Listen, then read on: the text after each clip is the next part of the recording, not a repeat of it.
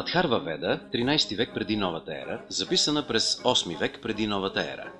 Балх е чужда, далечна земя, отвъд високите планини на север.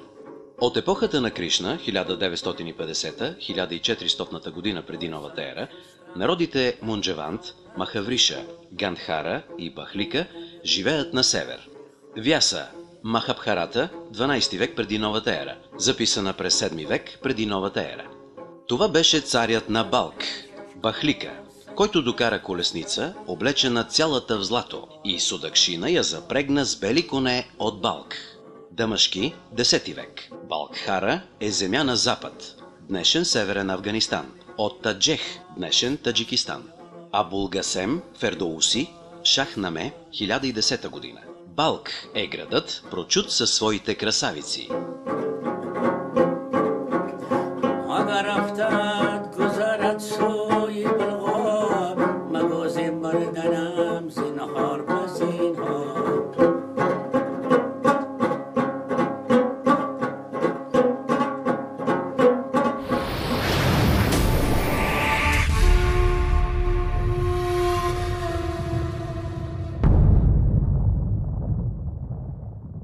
Смисъла на едно такова сравняване дава възможност да бъдат решени основни въпроси за произхода на населението, за контактите, които са били във времето, и да се потърсят сходствата между тези хора, с които вероятно и възможно нашият народ, днешният български народ е имал свои връзки и контакти в хилядолетията назад.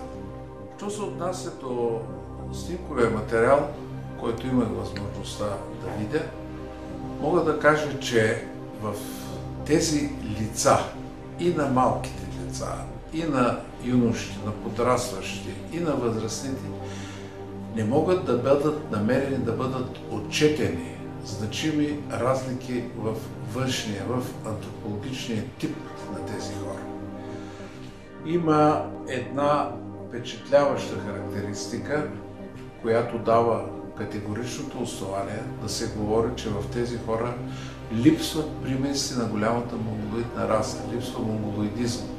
Той липсва и в съвременния българин, защото във всичко това, което видях, само в един случай може да се забележи така наречената гънка на горния клепач, известна като монголска гънка. И в нито един случай нямаме един друг най-характерният белег в устройството на клепачната цепка за монголоидната голяма раса.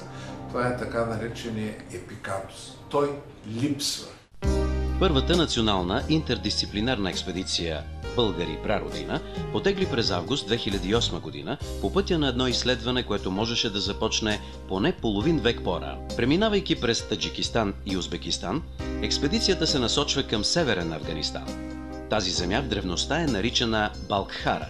Въоръжени с писма от Софийския университет, Българската академия на науките и посолството на Ислямска република Афганистан, учените се устремяват към сочената от множество източници прародина на българите.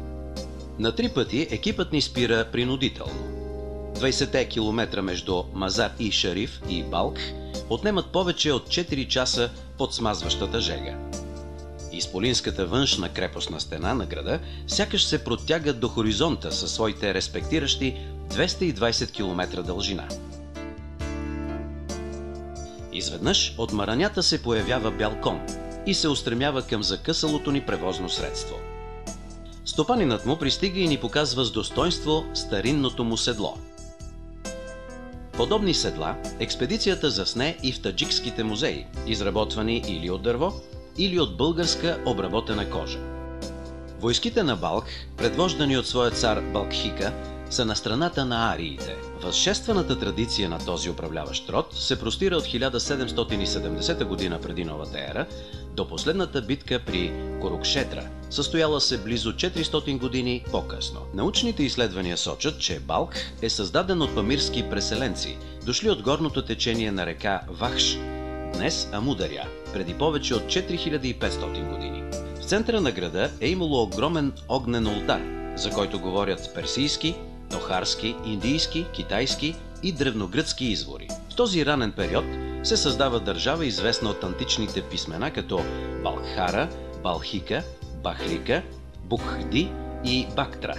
Страната е населена и управлявана главно от арийски родове и династии, които последователно се сменят на престола.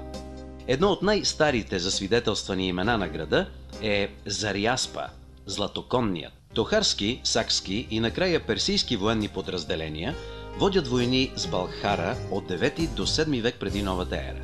Почти 3 века Балх е главен град на провинция в Ахеменидската държава от времето на Куруш Кабир или Кир Велики до идването на Александър Македонски.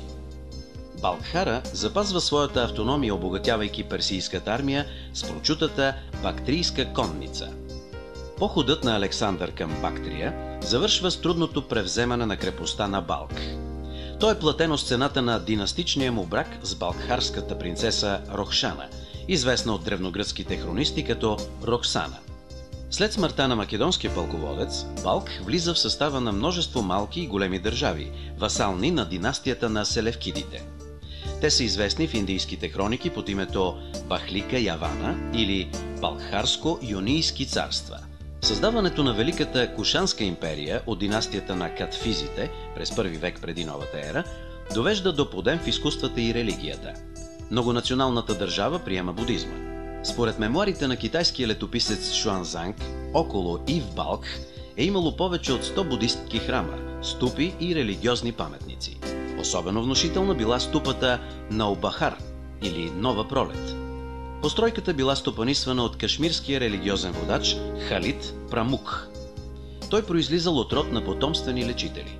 Когато арабите завладяват Балх, избиват почти всички негови роднини. Прамук оцелява, защото приема исляма. Арабският хронист Ибн Хаукал отбелязва, че правоверният е прехвърлен в Багдад, заедно с гигантската си библиотека, съдържаща безценни медицински, токсикологични и фармакологични текстове на санскрит. Тази съкровищница на познанието става основа на арабската медицина, донесена от рода на бармакидите, както наричали потомците на Прамук в Багдад. В Балх са родени десетки изтъкнати личности, сред които блестят религиозният реформатор Спитама Заратуштра, създател на зороастризма, и великият средновековен поет и философ Джалаледин Руми Балхи. Експедицията се устремява към северната порта на Балх. От тук, преди 7 века, Чингис хан е щурмувал, влязал и превърнал в руини перлата от пътя на Куприната.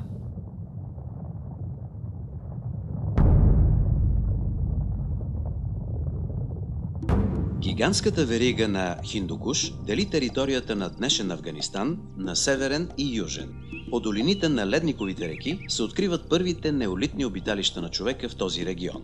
Два от представителите на животинския свят се свързват именно с тази велика планина – барсът и бактрийската двугърба камила.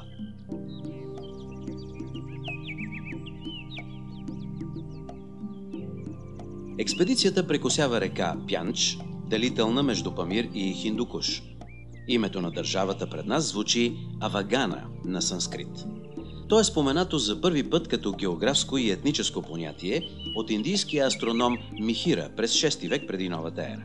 В широка употреба думата навлиза след 982 година, когато Ал-Бируни описва земите около Хиндукуш като благословена, но сурова страна.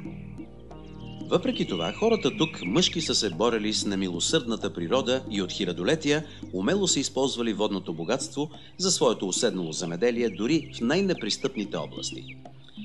Преминавайки проходите, те се свързвали с съседните етноси и оазисите постепенно превърнали пустинния пейзаж в страната на хилядите градове.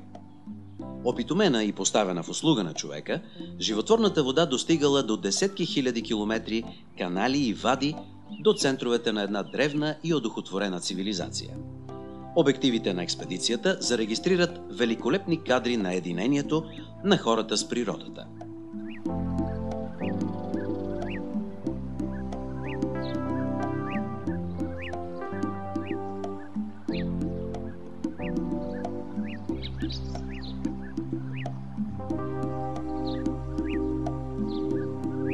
Дори макът, растящ в изобилие тук, изисква грижи и все още създава грижи на афганистанското правителство. Неговата ценна суровина, за жалост, се ползва не само за лекарство, но и за добиването на наркотични вещества от определени групировки извън закона. Като цяло територията на Афганистан се определя като планинска и пустинна. Страната е 6 пъти по-голяма от България по площ и почти 4 пъти по-многобройна по население.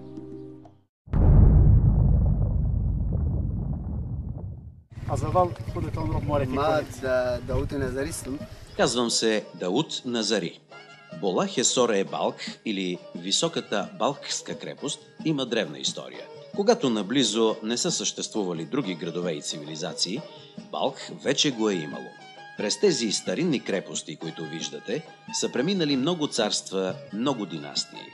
Българите са живели тук и след разпада на Кушанската империя тръгват към Дунав. Когато потеглили от тук, те продали земите си и тези земи са били купени от моите прадеди. Експедицията ни се интересува от символа на българската държавност – лъва. Това царствено животно е познато още от древната шумерска и персийска традиция. Борбата на владетеля с лъва, неговото опитомяване и дори възсядане символизира надмощието на човека над природата и над животинските инстинкти в самия себе си. Не случайно лъвовете заемат централно място в хералдиката на съвременните държави, териториите на които са били обитавани от нашите прадеди. Българите са живеели ето там, където могат да се видят тухлите, пояснява нашият водач в крепостта. Но ако се отстрани пръста, ще се видят основите на стените, които пак са от тухли. Историята е нарекла град Балх майка на градовете. На света